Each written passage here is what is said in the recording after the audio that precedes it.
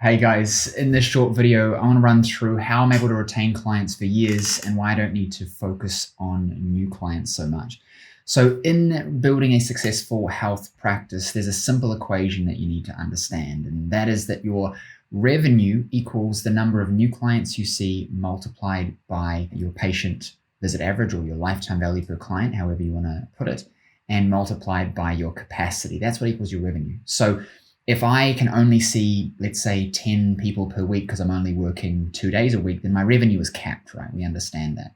But what a lot of people don't understand deeply, which I think you need to if you want to build a six figure practice, is the equation between new clients multiplied by the lifetime value per client.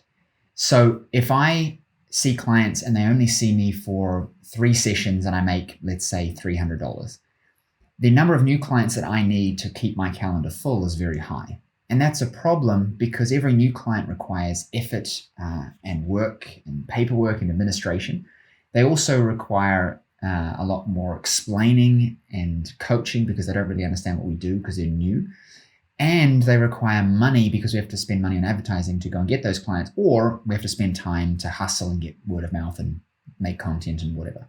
So in an ideal world, I don't know about you, but I would much rather work with the same people forever than having to keep having new people just in terms of workload. Now, new people obviously bring variety and things like that. So I understand the desire. But if your ultimate goal is to have a successful health practice and make money and help people and build a business that doesn't need you so much, then really the only way to do that with predictability is to not be focusing constantly on new clients because they are more work and more money and all of that. So the question begs, well, how do we do that? And the answer is by retaining the existing clients that you have. I'd much rather fix the leak in my bucket and fill it to the top than have to get a bigger and bigger fire hose to try and fill that bucket. Meaning I don't want to have to have dozens and dozens of new clients just to keep my calendar full, because if I do the right stuff with my retention, then what ends up happening is I have this multiplier effect where for every new client I get, because they're being retained properly, I'm able to then pass the overflow across. So here's the trick. Let's say I can see 10 visits in a week, okay? And I only get 1 visit per new client. Then to keep my books full, I need 10 new clients every week. Now, if they give me $100, but it costs me $50 to get them from advertising, when I factor in paying all the other expenses of the business, I make no money. So what if that's the way that I did it? And then you listen to my advice and you focused on retaining your clients and you were able to get 10 visits on average per client. How many clients would you need to stay full if you could only see 10 people? The answer is 1, because each client brings you 10 visits. Now, you're not having 10 visits in 1 week. Maybe it's 10 visits over 10 weeks. But the point is that if you get 1 new client a week for 10 weeks, eventually that first person is still having their last visit, the 10th visit, while another new person's coming in. Cumulatively, you'll be at 10 visits per week from 1 new client a week because you retain them for 10 visits. Now, what happens if you do still go out there and your marketing's killing it and you get 10 new clients a week and you're retaining them for 10 visits each? Well, you get fully booked immediately and you have all this excess. And now you can hire another practitioner who you can train to see the clients and have overflow. I see a lot of practices struggle when they bring on associates because they don't have overflow of clients. And they don't have overflow of clients because they're not retaining them long enough, or they think they are, but they're really not when they're on their numbers. And so they're now reliant on new clients and marketing all the time, and they just can't get their associate full because your associate's not going to retain clients if you can't retain clients. And if you're not retaining clients, you don't have overflow. And so 1 busy week and then followed by an empty week doesn't create consistency for your associate and they want to leave. And if you want to get to 6 and multi-6 figures, you have to have associates, unless you want to be doing all the work and hustling your face off. So if we backtrack a little bit and we think about that equation, we've got new clients and lifetime value per client or patient visit average. And then you've got the third equation is capacity. When you multiply those together, that gives you your revenue potential.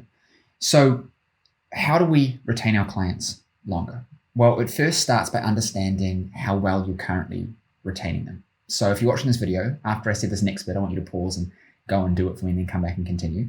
is you want to take 3 to 6 months worth of total number of client visits and divide that by the total number of new clients that you saw in that same time period. So if I saw 100 visits and I had 10 new clients in that time, then by the math of it, the only way I'm able to get 100 visits from only seeing 10 new clients is if they on average come in 10 times each.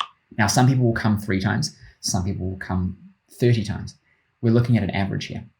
So if your patient visit average, let's say, is 5, the next question you want to ask yourself is, what am I recommending to people? Because if you're not making a recommendation, then the client is going to decide on whether they should come back based on how they feel, right? Do I feel like I should come back because I'm getting better, or I'm feeling really good so I won't come back, or I feel like there's no need for me to come back, or I feel like I should just keep coming because this is amazing? Now you've got too many variables. Whereas if you're telling somebody, I need to see you 10 sessions to get this result, the number of visits that you're going to get on average is going to go up because you're actually now making a recommendation. This is why we're very big on treatment plans or care plans, right? The second part to that is, let's say you're recommending 10 visits to people, but when you do my equation, you realize that your patient visit average is 5. The question is why? You're recommending 10, but you're averaging 5. That means that most people are coming like 3 times. And the reason I can say that is because if you're telling everyone 10, some people are coming 10 times. Some people are coming 15 times, 20 times. But if your average is 5, that means that most people are not finishing the treatment plan. And because of the math of averaging, you end up with more people coming in for very few sessions, which pulls the average down. Because as I say this, I bet you're thinking, well, there are people that I see and they come in heaps. That's great. But it's not about the top 1%, 10% of clients. It's what's everyone else doing. Because if you want to lift the number of visits on average that your clients are having, you don't focus on John going from 20 visits to 23 visits. You focus on Stacy going from 2 visits to 3 visits. Because if you lift everyone's, just have everybody on the bottom end see 1 or 2 more visits, you have a massive increase in your total number of visits and therefore your revenue.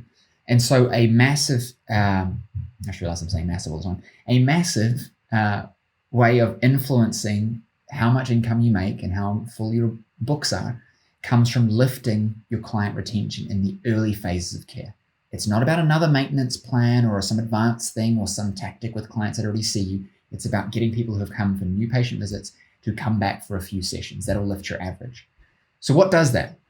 Well, first and foremost, you have to make treatment plan recommendations, and they've got to be big but appropriate. So I'm not a believer in telling someone to come in for a year necessarily, just like I'm not a believer of telling someone to come in, for 3 weeks. I want to see somebody anywhere between 6, 8, 12 weeks, and I'd ideally like to see them twice a week, but we'll do once a week in this example. So once a week for 12 weeks, 12 sessions. Make recommendations. The second thing you want to do is focus on your conversion process. So when you go through a new patient visit, what are you saying and doing that gets that person to understand that your services are needed? There's an example that I give my clients, which is, imagine I'm trying to sell you a plane ticket to go to Fiji or Hawaii or somewhere, okay? And you don't live anywhere near there, right? And then you're thinking to yourself, well, you know what? I can ride a bike to Fiji. Do you think I'm going to be able to sell you a plane ticket if you believe that you can ride a bike there? I'm going to have to be a really good salesman. I'm going to have to work hard to convince you because you believe you can ride a bike. So my first job is, because if I'm selling you an expensive plane ticket and you can just ride your bike, why would you do that? Right? I'm not going to sell you a plane ticket to go down the road to the mall if the mall is 100 meters away and you can just ride your bike, right? So what you want to do is you want to help the person to realize there's an ocean in between where you are and where you want to get to. Now you can go on a boat if you want to. It's going to take a couple of weeks. It's bumpy. You're probably going to feel sick. It's expensive, right? It's going to take ages. Or you can hop on this plane, a couple hours, drink some champagne. You'll arrive exactly where you want to be. It'll be comfortably fast. Now that person is available to buy the plane tickets. Prior to that, they weren't available. It wasn't possible. They were never going to unless I, twisted their arm. And so if you feel like you're twisting your client's arm to start treatment plans or continue treatment plans, it's because you're not establishing a need. You're not understanding what's really going on with them and what they really want and helping them to see the gap that exists. Most of your clients think that it's just going to take 1 or 2 things and magically they'll be better. Let me know in the comments how many of you have noticed that you've had a client who's come in and had like 15 years of chronic pain, and they think they can just get 3 back cracks, a massage, some exercises, then bang, their pain's going to be gone. It's delusional. Why? They're not knowledgeable, or they're not experts, not professionals. This is not their job. They're not supposed to know. That's okay. The internet has made us think that we can just Google stuff and get the answer. The reality is we can't. We need experts. You're not going to argue with your plumber about which pipe they've chosen to use to fix your sink. You're just going to go, all right, I guess that's the pipe. Imagine saying that to your plumber. They're fixing the sink, and you think that it's actually the light switch that's doing it. They're going to look at you like you're stupid. But in healthcare, because it's my body, I feel like, well, I must know my body, and I can Google stuff, and Google tells me things. And so there's this delusion, and we have to combat that if we actually want to help somebody. And to do that requires them to see the need. And if you can get them to see the need, they'll say yes and they'll follow through, and then you actually get a chance to help them. Because right now, if you're losing clients, you are now, and it sounds a bit harsh in my opinion, further enabling their suffering and their lack of results, because we didn't do a good enough job to retain them in the treatment plan that would have fixed their problem. And so I feel responsible for that. And so to fix it, I need to do a better new patient process that establishes the need. And then I need to make an appropriate recommendation that actually gets somebody to understand it's going to take time and effort to get a result. We're setting an expectation. Outside of that, if you just do those two things, your patient retention will go up, your revenue will go up, and your need to focus on new clients will go down, which means when you do a great job with your new clients, your practice explodes, which is why if a health practice is going to double or triple with us when they work in our academy program, they're going to do it within 6 to 8 weeks. Because a person who's able to double, meaning they're ready for it, when you put these simple tweaks in, the practice explodes. All right? Because it's on a foundation, it's ready. You just increase the retention, a little bit more on new clients, better conversion process, change pricing a little bit, revenue, patient volume doubles or triples. So if you found this video helpful, if you found it useful, if you're going to go and try some of these things, I want you to let me know in the comments. I'll also post a link in the first comment as well. We can check out more of our content if you want to dive into it and learn some more stuff about growing a successful health practice. I appreciate you guys for paying attention. It's James from Practice Owner Academy. You can check us out at practiceowner.com. Take care.